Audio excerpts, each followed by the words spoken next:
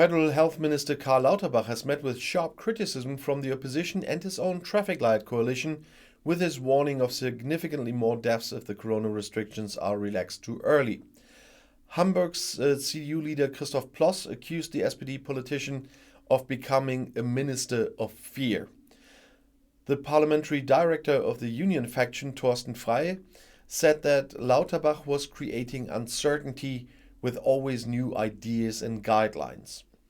Lauterbach had warned on Tuesday evening on public television with reference to the opening steps like in Israel. In Germany, there would then be 400 to 500 deaths a day instead of 100 to 150 at the moment. Israel's approach would be very risky and not a model for Germany.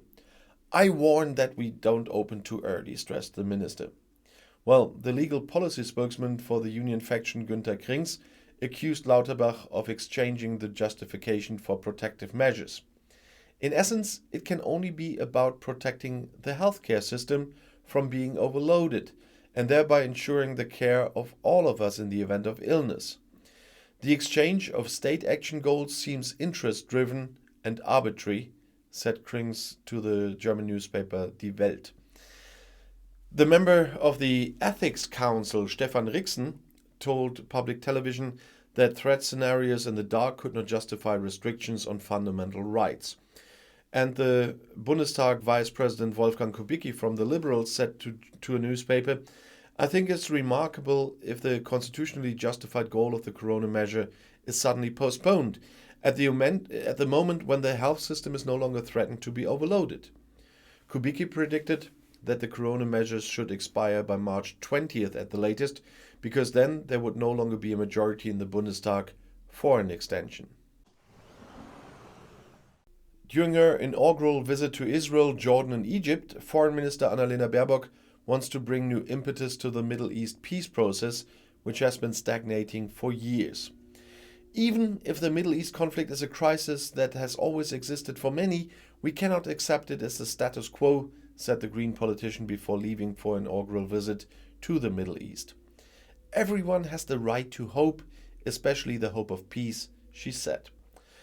Baerbock welcomed the fact that the new Israeli government has brought some rapprochement between Israelis and Palestinians.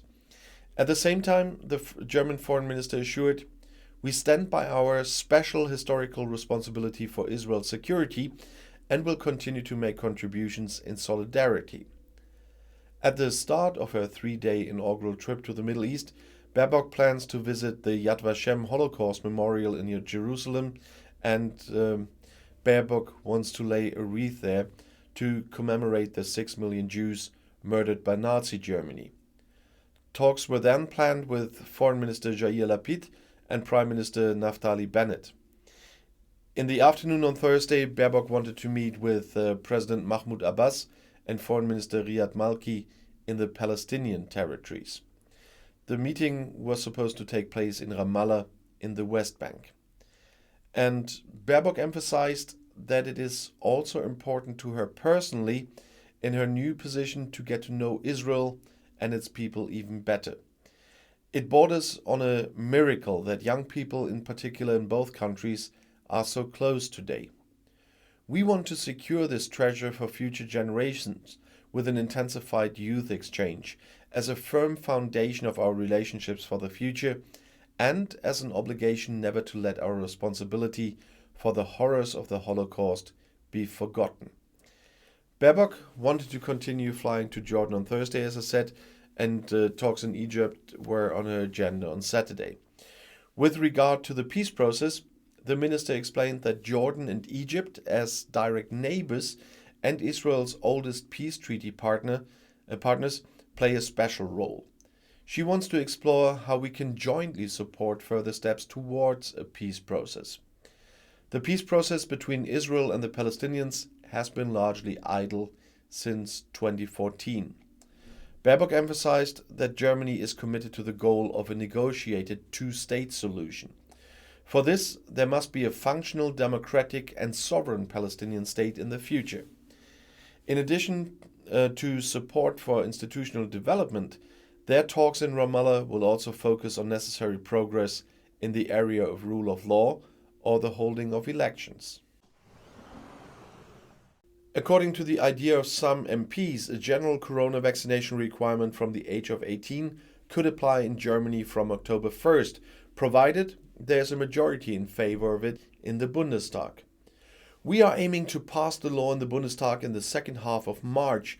After a period of several months for advice and subsequent vaccinations, the obligation to vaccinate should then take effect on October 1st, said Liberal politician Marie-Agnes Strack-Zimmermann to the newspapers of the Funke Media Group. Strack-Zimmermann is part of a group of MPs from Social Democrats, Greens and Liberals who are campaigning for compulsory vaccinations from the age of 18.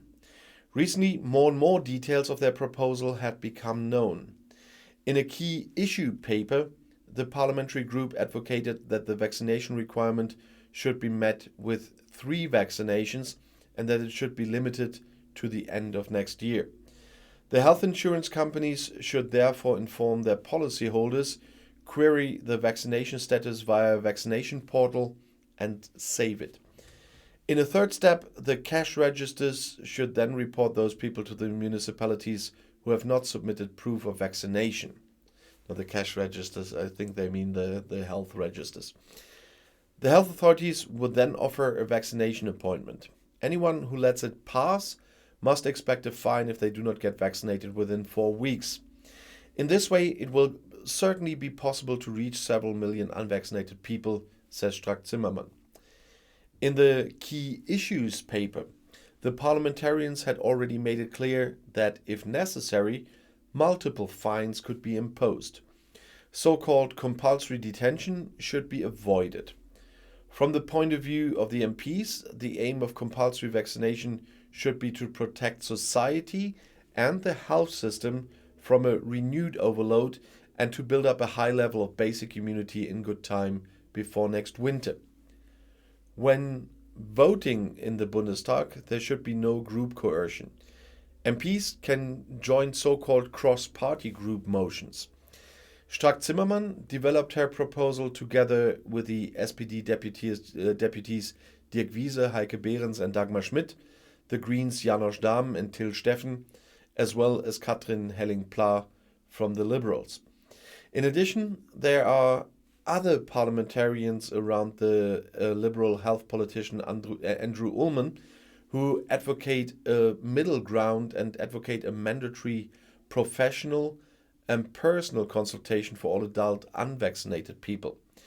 If the necessary vaccination rate is not achieved after a certain period of time, an obligation from the age of 50 could take effect. A group led by a Liberal Vice President of the Bundestag, Wolfgang Kubicki, on the other hand, wants to prevent compulsory vaccination in general. The extreme right-wing extremist AfD has also submitted an application against compulsory vaccination. Whether there will be a majority for compulsory vaccination is still an open question. A survey by the German newspaper Welt among all 736 members of the Bundestag recently gave a very unclear picture. After a brutal attack on a 17-year-old girl in Berlin over the weekend, the police admitted a mistake in their first account on Sunday. The question was whether the dispute broke out because of a missing corona mask or whether it was actually about racism, as the young woman later emphasized in an emotional video. The police said the information used came from the criminal complaints recorded on the spot, which, as further investigations have shown, were worded in an ambiguous manner. The German press agency also initially adopted the original description of the police in a report without mentioning the victim's references to racist insults, but they changed that. The evaluation of videos had shown that the young person wore a mouth and nose cover when getting on and off the tram and only pulled it down briefly during the argument with the 6 adults that followed the racist insults. Most of the 6 suspected adults did not wear masks. The police arrested 3 suspected attackers on Saturday evening. And on Thursday, the police added to the first message and wrote of racist insult and physical harm and looked for witnesses. In the almost 10-minute video from the hospital, the 17-year-old told about the attack, sometimes crying. "I was beaten up yesterday because I'm a foreigner." She was held, 6 men and women beat and kicked her, hit her in the head, pulled her hair and racially abused her. She screamed and begged for help, but despite many people present, no one helped her. And that, honestly, is a disgrace for the people in Berlin who were present there. First, that this happens. Racism is the most foolish thing ever, and this I can't really find the words there because I'm getting really angry about this. And when someone is in need, you have to help, and not. I hate all those bystanders. You see this all the time. I once saw a man with on minus temperatures, lying on the bench in the bus stop, and he was clearly not fine. And when I was approaching that position, at least 50 people passed him, and no one did anything. Why is it so hard? It was not a big deal to put on my phone, call an ambulance, and wait there until they arrive and check him. He didn't wake up, so obviously I had to call the ambulance. But it's not a big deal. So if you see someone in need, help them. And I'll see you in my next video. Bis gleich.